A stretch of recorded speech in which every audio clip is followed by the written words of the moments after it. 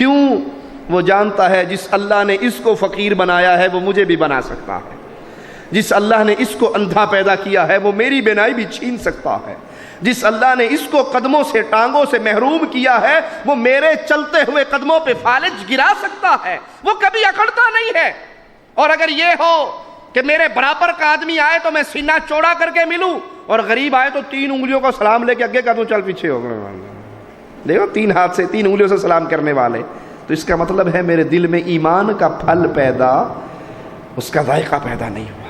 مومن کے لیے ایک ہی رشتہ ہے، یہ بندہ مومن ہے، اس کو اپنے سینے سے لگاتا ہے، اس کے دل میں بغض، نفرت، عداوت ہوتی ہے تو صرف اہل شرک کے خلاف ہوتی ہے، مومن کے خلاف۔ دنیا کے کر و فر کو دیکھ کر اس کے دل میں عزت و احترام کے معاملے۔ ایک شخص گزرا، پیارے حبیب علیہ السلام نے دیکھا، جسے ہماری زبان میں کہتے ہیں بڑا سوٹڈ بوٹڈ آدمی، ویل ڈریس۔ آپ نے پوچھا میرے صحابہ اس کے بارے میں کیا خیال ہے؟ کہا جی اپنی قوم کا بڑا عزت دار آدمی ہے، کسی کے گھر جائے تو مجلس کھول دی جائے گی، کسی کے گھر سے رشتے کا سوال کرے تو فوراً قبول ہوگا، کسی کی سفارش کر دے تو مان لی جائے گی۔ پیارے حبیب علیہ السلام خاموش ہو گئے۔ پھر ایک آدمی گزرا جسے ہماری زبان میں کہا جائے گا ماڑا بندہ، کمزور سا آدمی، عام سا لباس۔ پیارے حبیب نے فرمایا اس کے بارے میں کیا خیال ہے؟ کہا جی اپنی قوم کا بڑا ہی غریب بندہ ہے، بہت کمزور آدمی ہے، کسی کی سفارش کرے تو مانی نہیں جائے گی، رشتہ مانگے تو انکار ہوگا، کسی کے گھر جائے تو مجلس نہ کھلے۔ فرمایا میرے صحابہ سنو، یہ غریب آدمی، یہ کمزور آدمی اگر اللہ پہ قسم ڈال دے کہ اللہ میرا یہ کام ضرور کر، تجھے قسم ہے، اللہ اس کی قسم کی بھی لاج رکھتا ہے۔ یہاں قیمتیں ایمان کی لگتی ہیں، یہاں قیمتیں ذات و قوم و برادری کی نہیں لگتی۔ جس بت کو ہم نے اپنے سینے میں سجا کے رکھا ہوا ہے، پٹھان کی بیٹی ہے، پٹھان آئے گا تو رشتہ دوں گا وگرنہ نہیں، سید کی بیٹی ہے تو سید ذاتے سے نکاح کروں گا وگرنہ نہیں، مغل ہوں، راجپوت ہوں، پنجابی ہوں، بلوچی ہوں، افغانی ہوں، میرے نزدیک میری قوم، میری برادری، میرا وطن عزیز ہے، ایمان عزیز نہیں تو سمجھ لو یہاں پہ ایک صنم ابھی تک زندہ ہے، توحید رچی بسی نہیں ہے۔ جس کے دل میں توحید رچ بس جاتی ہے اس کی محبت کا ایک ہی معیار ہوتا ہے، یہ ایمان والا ہے اور میری محبت ایمان والوں سے ہے۔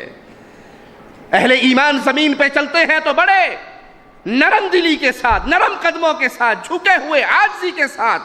وَإِذَا خَاطَبَهُمُ الْجَاهِلُونَ قَالُوا سَلَامًا، کہیں جاہل سے ٹاکرا ہو جائے تو ہر جاہل کی گالی کا جواب گالی سے نہیں دیتے، اینٹ کا جواب پتھر سے نہیں دیتے، بلکہ جہلا سے کنی کترا کے عزت کے ساتھ، اکرام کے ساتھ نکل جاتے ہیں۔ وَالَّذِينَ يَبِيتُونَ لِرَبِّهِمْ سُجَّدًا وَقِيَامًا، اہل ایمان ان کی راتیں قرآن حکیم کی اس آیت کی روشنی میں مومنوں کی راتیں قیام اور سجدے میں گزرتی ہیں۔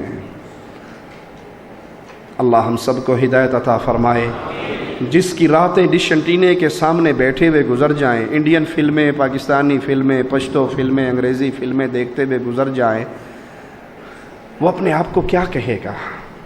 اہل ایمان کا ذکر، عباد الرحمن جو اللہ کے بندے ہیں، ان کا ذکر کیسے ہو رہا؟ وہ راتیں گزارتے ہیں اپنے اللہ کے لیے سجدے اور قیام کی حالت میں۔ سیدہ عائشہ رضی اللہ تعالی عنہا فرماتی ہیں رسول اللہ صلی اللہ علیہ وسلم رات کا قیام کبھی نہ چھوڑتے، رات کا قیام، تہجد کی نماز کبھی نہ چھوڑتے۔ اگر بیمار ہوتے، تھکے ہوئے ہوتے، کھڑے ہو کر نہ پڑھ سکے تو پیارے حبیب بیٹھ کے ہی پڑھ لیتے۔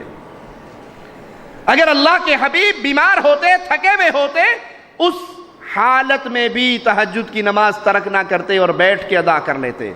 پیارے حبیب کے قدم مبارک سوج جاتے۔ سیدہ کائنات مومنوں کی ماں عائشہ رضی اللہ تعالی عنہا کہتی ہیں یا رسول اللہ صلی اللہ علیہ وسلم، آپ تو معصوم عن الخطا ہیں، آپ کے اگلے پچھلے معاف ہیں، کوئی گناہ آپ کے ذمے نہیں ہے، اتنی زیادہ عبادت، اتنے لمبے قیام، اتنے لمبے رکوع و سجود آپ کیوں کرتے ہیں؟ آپ کے تو اگلے پچھلے معاف ہیں، معصوم عن الخطا ہیں، اور آپ کے قیام کی یہ کنڈیشن ہے کہ قدم مبارک سوج گئے، پیارے حبیب کا جواب سنیے، اللہ کا واسطہ دے کر اپنے کانوں کی کھڑکیوں کو کھولیے، میرے ان جملوں کو، صدیقہ کائنات کے جملوں کو اپنے دل میں اتاریے۔ فرماتی ہیں پیارے حبیب سے میں نے یہ سوال کیا تو مصطفیٰ نے کہا، عائشہ جس اللہ نے مجھ پہ اتنا بڑا کرم کیا ہے، میں اس کا عبادت گزار، شکر گزار بندہ نہ بنوں؟ کیا نہ بنوں؟ شکر گزار، بولو بولو، شکر گزار بندہ نہ بنوں؟ کون کہہ رہا ہے؟ کون کہہ رہا ہے؟ کائنات کے سب سے افضل انسان محمد الرسول اللہ صلی اللہ علیہ وسلم۔ پیارے حبیب فرما رہے ہیں جس اللہ نے مجھ پہ اتنا بڑا احسان کیا ہے، میں اس کا شکر گزار بندہ نہ بنوں؟ تو کیا ثابت ہوا؟ محمد الرسول اللہ نور من نور اللہ نہیں تھے، بندے تھے اللہ کے۔ مجھے کہنے دیجئے ساری کائنات مل کے عبادت کرنی شروع کر دے، وہ محمد کے برابر صلی اللہ علیہ وسلم، پیارے حبیب کی عبادت کے برابر کوئی پہنچ سکتا ہے؟ وہ 3 صحابی آئے تھے، تینوں نے نبی کی عبادت کا حال سنا تھا اور پھر اپنے دعوے کیے تھے، اور آپ نے ان کو روک کر کہا تھا میں تم میں سب سے زیادہ اللہ کی عبادت کرنے والا اور سب سے زیادہ اللہ سے ڈرنے والا ہوں۔ عبادت کر کے، مجاہدے کر کے، ریاضتیں کر کے انسان کبھی عبدیت کے مقام سے الوہیت کے مقام پہ نہیں جا سکتا۔ اس حدیث سے اس عقیدے کا بھی رد ہوا جو ہمارے ہاں صوفیاء نے پھیلا رکھا، جی آپ نہیں مانتے وہ پیر صاحب اگر نظر کرم کر دیں تو بندہ پہلے فنا فی الشیخ ہوتا ہے، پھر فنا فی الرسول ہوتا ہے اور آخر میں فنا فی اللہ ہو جاتا ہے۔ پہلے شیخ کا تصور کرتا ہے، تصور شیخ میں ایسا مگن ہوتا ہے اسے ہر شے میں شیخ نظر آتا ہے، پھر اس کے بعد تصور رسول میں غرق ہوتا ہے، پھر وہ فنا فی الرسول ہو جاتا ہے، اور پھر عبادتیں، مجاہدے، ریاضتیں، چلے مار مار کے، ذکر کر کر کے، اندھیروں کے اندر شوں شاں کی ضربیں لگا لگا کے بالآخر بندہ ایک وقت آتا ہے وہ خود اللہ بن جاتا ہے، فنا فی اللہ ہو جاتا ہے۔ ارے محمد سے بڑھ کر عبادت کس نے کی ہوگی صلی اللہ علیہ وسلم؟ اور پیارے حبیب کہہ رہے ہیں عائشہ میں اس اللہ کا شکر گزار بندہ نہ بنوں؟ یہ عقیدہ کفر کا عقیدہ ہے کہ کوئی انسان فنا فی اللہ ہو جاتا ہے۔ ہائے ہائے، ہمارے ہاں کئی مولوی شعر پڑھ دیتے ہیں، فنا فی اللہ کی تہ میں بقا کا راز مضمر ہے، جسے مرنا نہیں آتا اسے جینا نہیں آتا، یہ کفر کا شعر ہے۔ اگر کوئی اللہ میں فنا ہو سکتا، اگر کوئی اللہ کے روپ میں یا اللہ اس میں حلول کر سکتا تو مجھے بتائیے یہ مقام محمد کریم کے علاوہ اور کس کو ملنا تھا؟ پیارے حبیب فرما رہے ہیں میں شکر گزار بندہ نہ بنوں۔ یہ مولویوں نے جو عقیدے اپنی کتابوں میں عام کیے، یہ یہود و نصارہ کی سازش ہے، مجوس کی سازش ہے۔ اور مجھے کہنے دیجئے عبداللہ ابن سبا شیعہ رافضی یہودی کی سازش ہے۔ اس نے سب سے پہلے کہا تھا نا علی علی نہیں ہے، علی الہ ہے۔ اسی عقیدے کو لے کے صوفیاء نے اہل سنت کی عوام کو گمراہ کیا۔ ایک صاحب اپنی کتاب فضائل صدقات صفحہ 558 کتب خانہ فیضی جو لاہور سے چھپی ہے، اس پہ لکھتے ہیں اے اللہ جو تو ہے وہ میں ہوں، جو میں ہوں وہ تو ہے، میں اور تو خود شرک در شرک ہے۔ یہ ٹیشو ہے، اس کے 2 پیس کر دو تو یہ کیا رہے گا؟ اس کی صورت تو نہیں بدلی، یہ دودھ تو نہیں بنا، یہ سونا تو نہیں بنا، یہ بھی ٹیشو ہے اور یہ بھی ٹیشو۔ اگر کوئی انسان یہ کہے اے اللہ جو تو ہے وہ میں ہوں، جو میں ہوں وہ تو ہے، تو 2 اللہ ہو گئے۔ قل هو اللہ احد، ہم نے ابتدا میں آپ کو سنایا تھا قل هو اللہ احد، وہ اللہ ایک ہے۔ پیارے حبیب فرما رہے ہیں عائشہ جس اللہ نے اتنا انعام کیا میں اس کا شکر گزار بندہ نہ بنوں؟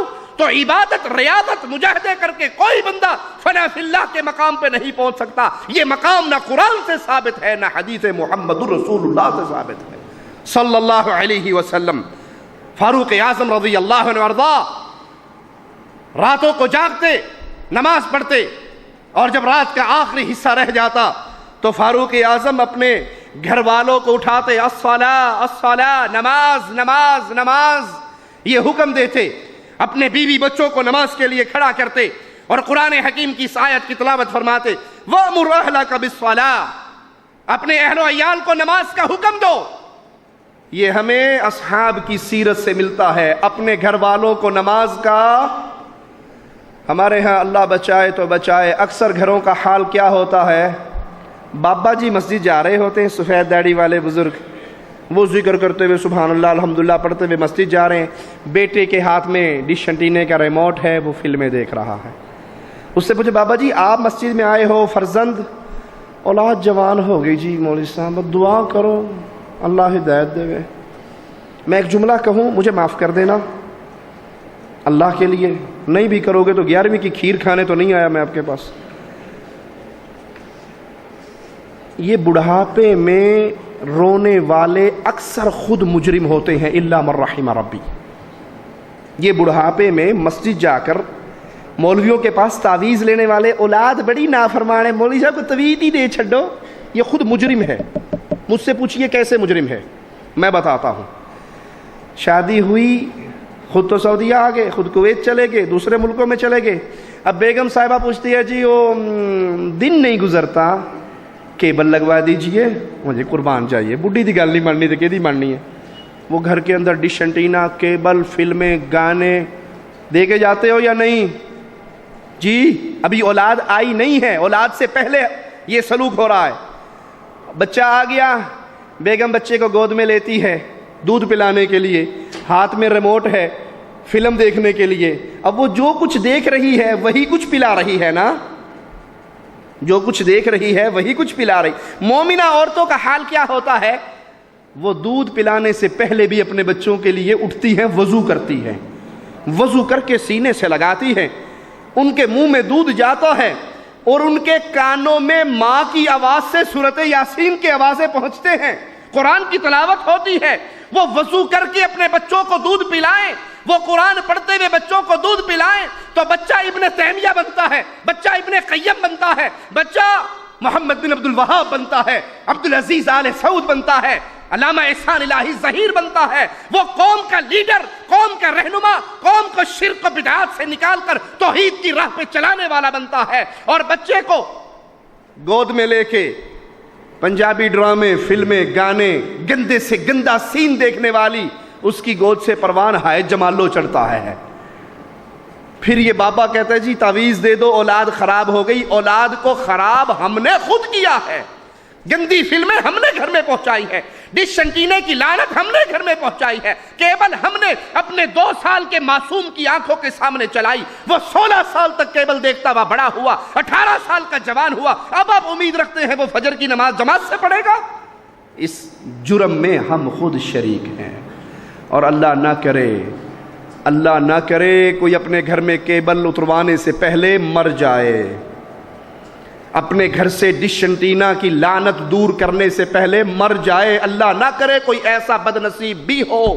اور اگر کوئی ایسا بد نصیب ہوا، میرے جملے جو ذمہ داری سے ادا کر رہا ہوں غور سے سننا، اس کے مرنے کے بعد بھی وہ گناہ اس کے کھاتے میں چلتا رہے گا، اس کے پیسوں سے لگی ہوئی، اس کے جیب سے نکلے ہوئے نوٹوں سے آئے ہوئے کنیکشن، وہ انٹرنیٹ کی صورت میں یا وہ بدکاری اور بے حیائی کے چینلز کی صورت میں، یہ مر جائے گا، قبر میں پڑا ہوگا اور گناہ والا رجسٹر چلتا رہے گا۔ یہ بدکاری کا اڈا خود قائم کر کے آیا تھا۔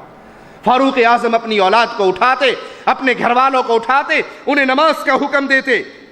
فاروق اعظم کی یہ سیرت مجھے اور آپ کو درس دیتی ہے کہ رمضان کے اندر اپنے گھر والوں کو جگائیں، ان کو تہجد کا عادی بنائیں، ان کو رات کی نماز کا عادی بنائیں۔ امیر المؤمنین سیدنا عثمان رضی اللہ عنہ وارضا اس کثرت سے نمازیں پڑھتے رمضان کے اندر اور قرآن کی تلاوت کرتے۔ علقمہ کہتے ہیں میں نے رات ابن مسعود رضی اللہ عنہ وارضا کے ساتھ گزاری، وہ رات کے پہلے حصے میں ہی نماز کو شروع کر دیتے اور فجر سے کچھ پہلے وتر ادا کرتے۔ راتوں کو قیام کرنے والے، اس رمضان کے اندر بہت بڑا عمل تہجد کی نماز کا ادا کرنا۔ صاحب بن یزید کہتے ہیں قاری 200 آیات کی تلاوت کرتا، حتیٰ کہ ہم عصا، لکڑی، لاٹھی اس کا سہارا لے کر کھڑے ہو جاتے اس لمبے قیام کی وجہ سے، اور فجر سے کچھ پہلے ہی فارغ ہوتے۔ آج ہمارا حال کیا ہے؟ کون سی مسجد میں زیادہ رش ہوتا ہے؟